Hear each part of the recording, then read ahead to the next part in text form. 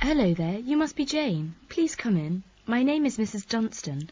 Hello, Mrs. Dunstan. Pleased to meet you. All right now, let's see. Now, you're interested in attending university in Canada, is that right? Yes, and I have a lot of questions to ask you. Okay, but before I begin to answer your questions, I need to ask you a few questions first.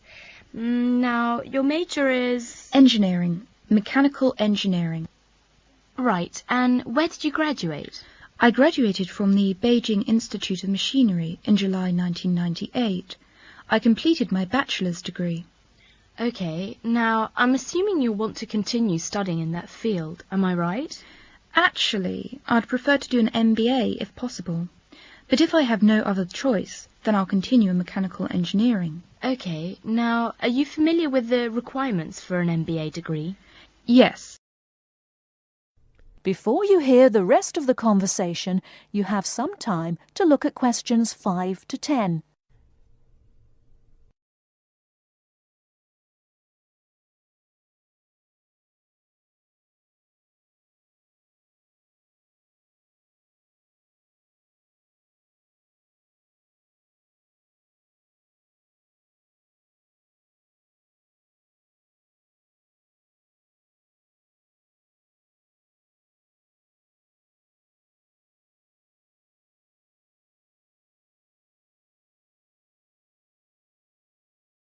Now listen and answer questions 5 to 10.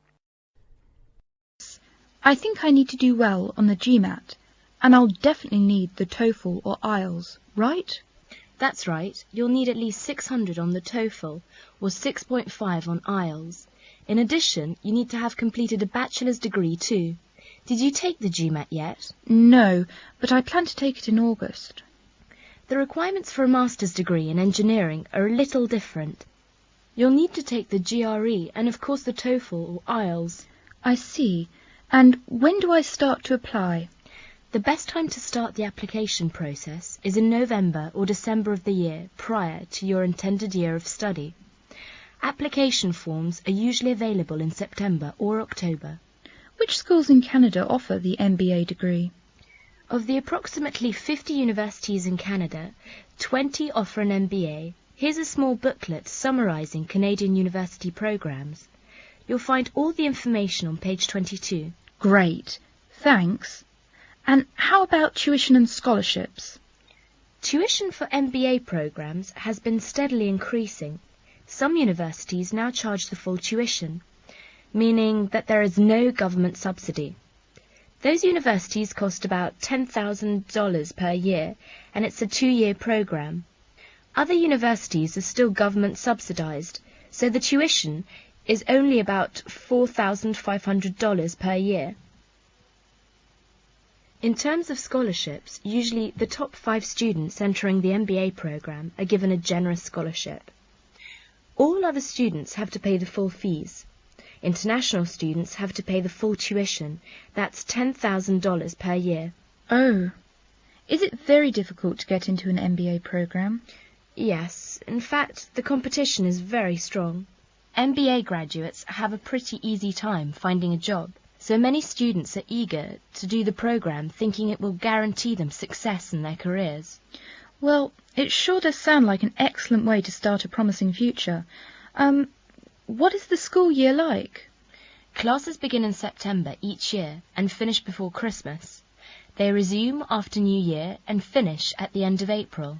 And after April? Why, that's your summer holiday. Sounds great. I want to thank you, Mrs. Dustin, for all your help.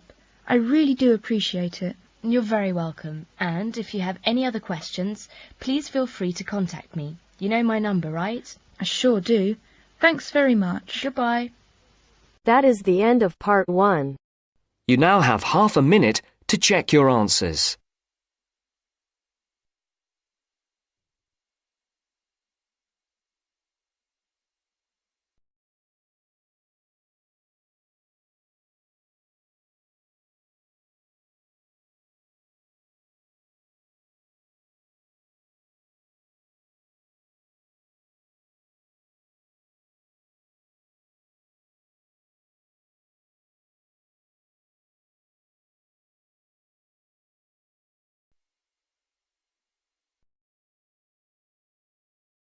Now turns to Part 2. Part 2. First, look at questions 11 to 14.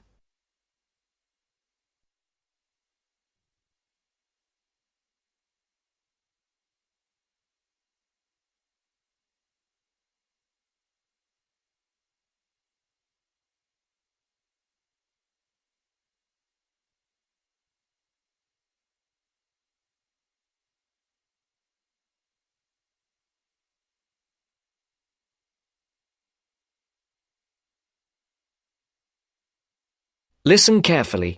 Who's next, please? I think I am. How can I help you? I just came in on flight 372 from Singapore at 11:30 and my luggage hasn't arrived. I've been waiting at the baggage claim for about half an hour now and everything seems to have come off the plane. The conveyor belt has stopped and all the passengers have gone. So I came here to find out what has happened to my bag. Can I see your ticket, please? Here it is. So you came from Hong Kong today and changed planes in Singapore, right? Yes, the connection in Singapore was a tight one. The plane got in late and I had to rush to get to the next flight. That's the problem right there. There wasn't enough time to get your bags onto the connecting flight. Normally Singapore Airport is very efficient. Now, I need you to fill in these forms. Your name? Jenny Lee. Address? I guess you want my address here. I'm staying with relatives. Just a minute, I'll have to look it up. It looks like 583. No, it's 533 East 67th Street in Riverside. Do you have the phone number there? Yes, I do. It's 9301 4269. So you came in on Qantas Flight 392. Do you know the number of the flight out of Hong Kong? Let me see. I think it was Cathay Pacific 900 or something. Oh yes, it says here, CX 912.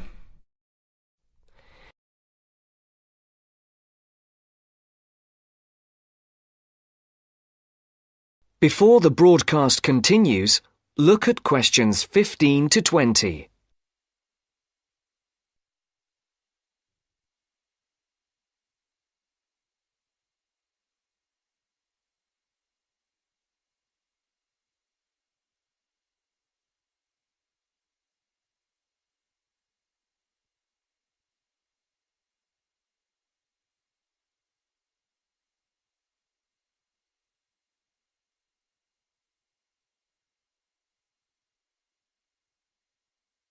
You will now listen to the second part of the talk. Right. Now, I need a description of the luggage. How many pieces did you check in? Just one. Can you describe it for me? Here is a picture to help you. Okay. It's a big bag, like this one. Rectangular. Not hard shell, but soft covered, and it has a zipper around the front.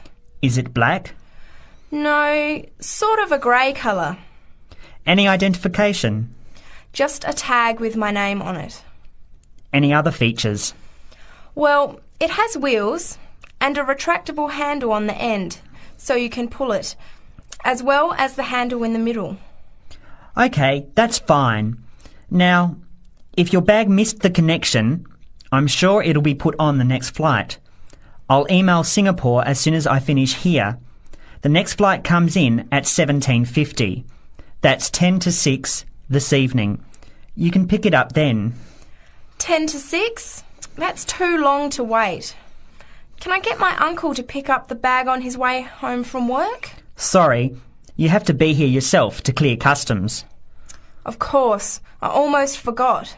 Will the bag come here, to this desk? Yes. You pick it up here, then take it over to the customs area. By the way, don't forget to bring your passport. You will also need to have the key plus your ticket with a baggage claim number on it. Oh, okay. Guess I'll have to come back tomorrow then. It's lucky I packed everything I need for now in my carry-on bag. Yes, that's always a good idea. Be prepared. That is the end of part 2. You now have half a minute to check your answers.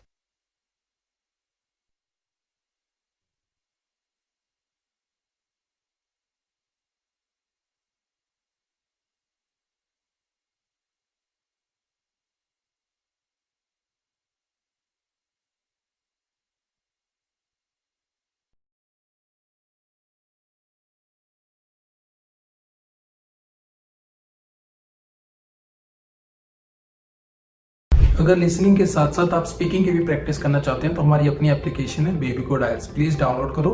App store और play store दोनों पे available है और link description में भी हमने डाल दिया है। यहाँ पे आप एआई टीचर को जितने चाहें उतनी बार स्पीकिंग टेस्ट दे सकते हो, जब चाहें तब, कोई रिस्ट्रिक्शन नहीं है। और अगर आप चाहते हो कि टीचर आपको आपके बैंड स्कोर बताए, आपकी मिस्टेक बताए और कैसे आप 5 बैंड से 7 बैंड इंप्रूव कर सकते हो, तो प्लीज यूज करो मेरा promo code IELTS50। Do not forget my promo code is IELTS50.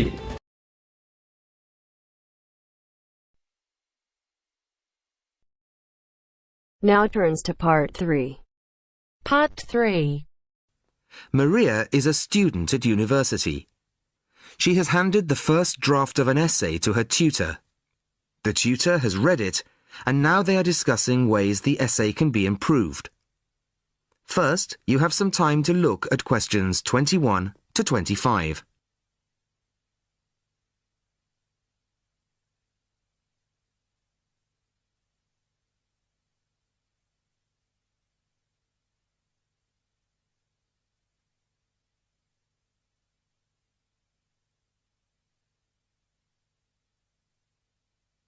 Listen carefully to the first part of the conversation and answer questions 21 to 25. Well, Maria, I have to say I was quite impressed by your essay. It's a big improvement on the last one. Really? I'm glad. I put a lot more work into this one. I really spent ages on it. And it shows. You've addressed most of the problems I pointed out last time. In particular, the style and language are much more appropriate for an academic essay. So that aspect is okay? Absolutely. If you carry on like this, you shouldn't have any significant problems in that department. That's a relief. I've been quite worried about that, although I've been reading a lot of other essays to try to get the right style. Well, I'd say you've been successful. There are just 1 or 2 minor things you could look at. Your punctuation's quite basic. It's really just full stops and commas. And parentheses. Brackets? Yes, brackets if you prefer. In academic writing, these are best used only occasionally, if at all. You use them rather too often. Okay, I see. And I'm sorry to mention it, but your spelling. I know. But I'm working on a foreign computer. The spell checker doesn't work for English. Are you sure? Have you tried changing the setting to English? No, I haven't. Well, I should see if that's possible. I haven't marked you down this time, but, well, some of my colleagues are a bit old-fashioned about spelling. I'd try to get that sorted out if I were you. Okay, I understand. I'll try to change the setting. Before you hear the rest of the conversation, you have some time to look at questions 26 to 30.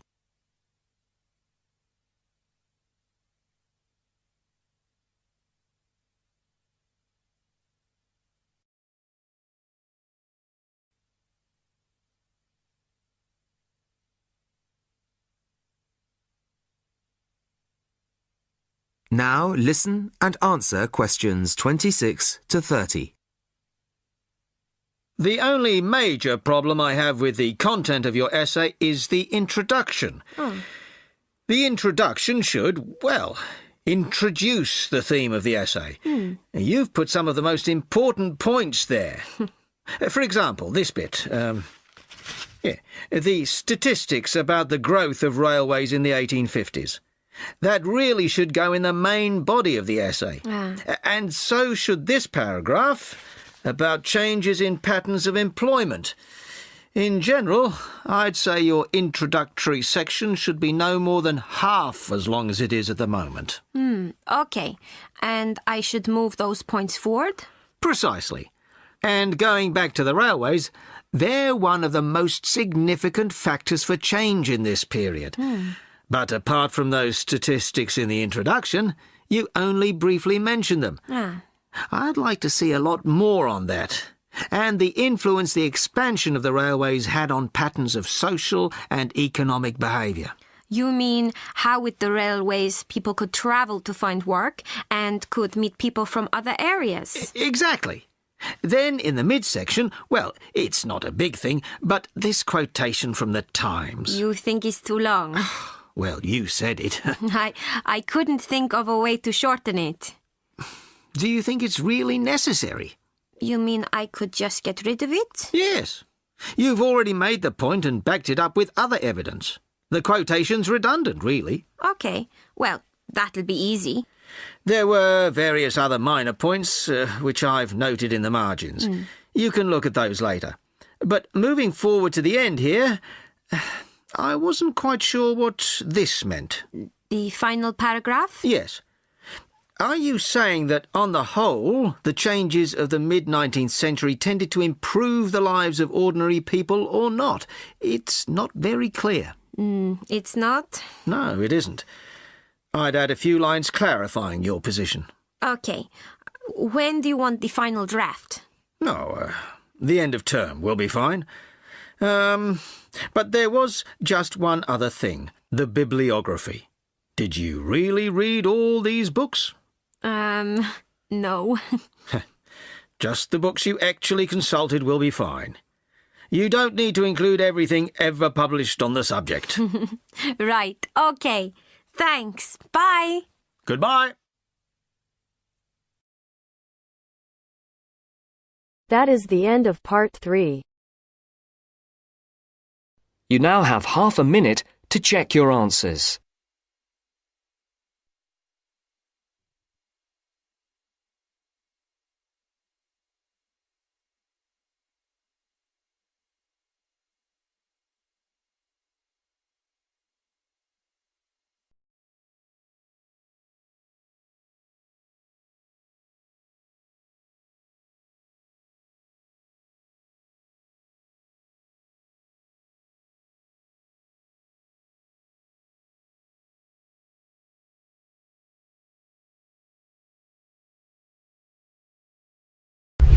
अभी तक baby code app download नहीं की तो यहाँ पे सिर्फ speaking listening reading writing सारे के सारे फ्री में मॉड्यूल अवेलेबल है, वो भी लेटेस्ट कंटेक्स्ट के साथ। और तो यहाँ पे आईएलटीएस की लाइव क्लासेस भी देते हैं आईटीपी अप्रूव्ड टीचर फ्री में। तो प्लीज डाउनलोड करो, ट्राई करो और अपने दोस्तों के साथ शेयर करो ताकि ज्यादा से ज्यादा बच्चों तक ये बात पहुंच सके। Now turns to part 4. Part 4. You will hear a talk given by Dr. Miranda James. First, you have some time to look at questions 31 to 35.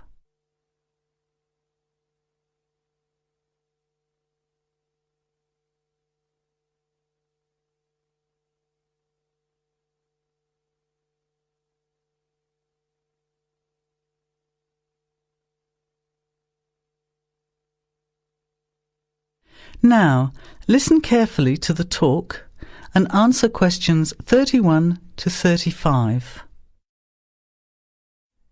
Good afternoon, everybody, and welcome to the first in a series of talks we have arranged for the Overseas Students Association this semester. Dr. James has very kindly agreed to speak to us today on the topic of public speaking, and judging from the large numbers of you here, it's clearly a subject of great interest and relevance. Dr. James. Hello. It's good to see so many of you here, and hopefully what I'm going to tell you will be useful to you both here at the university and in your future employment. Many people avoid speaking publicly, by which I mean in front of, say, 10 or more people. Not because they lack the ability, but mainly because they lack confidence, which is really only due to lack of practice.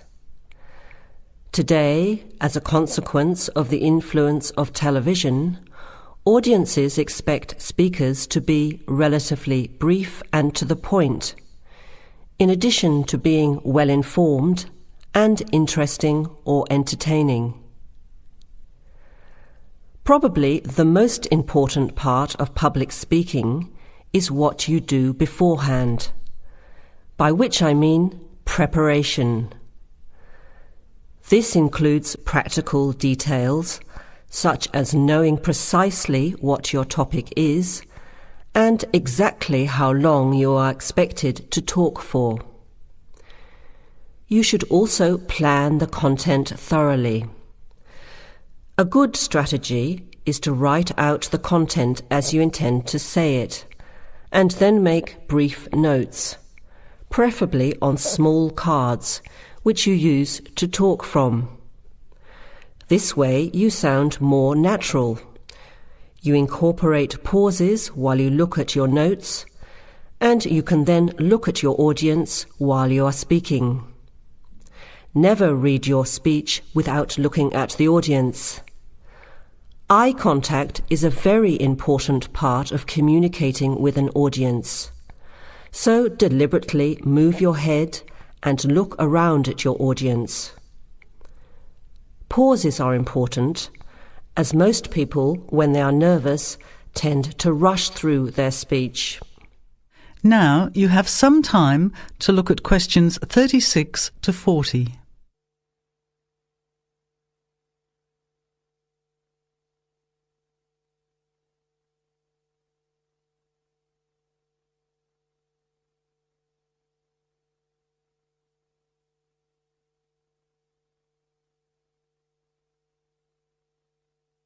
Now listen and answer questions 36 to 40. Practice speaking slowly. This gives you more time to pronounce your words correctly. It's always easier for your audience to listen to someone whose speaking is clear and calmly paced, so that they can understand the ideas being explained. And the bigger the group, the more slowly you should speak. Remember to project your voice, speaking clearly to the person furthest away from you. It's a good idea to rehearse and record yourself. Pay attention to your intonation when you listen to yourself. It's even harder if you're speaking in a second language, I would imagine. But there's nothing worse than listening to a flat, monotonous voice. So try to vary your tone and rhythm. This will add meaning to your words. Lastly, pay attention to both your posture and your gestures. A confident person stands or sits in a small group with their head up, chin out, and shoulders back. Try to avoid scratching or fiddling with your hair or beard, or pens, jewellery, and so on. These movements can distract and irritate your audience. Yet you may be unaware of them yourself. Another reason for rehearsing, preferably with feedback from a friend, or better still, on video. I hope these few tips will make your experience of speaking in public a little easier. Remember, practice makes perfect.